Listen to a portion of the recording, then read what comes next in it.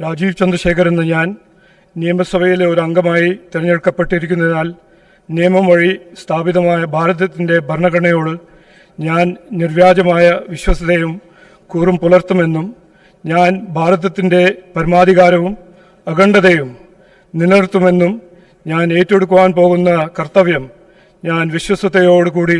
നിർവഹിക്കുമെന്നും ദൈവത്തിൻ്റെ നാമത്തിൽ സത്യം ചെയ്യുന്നു.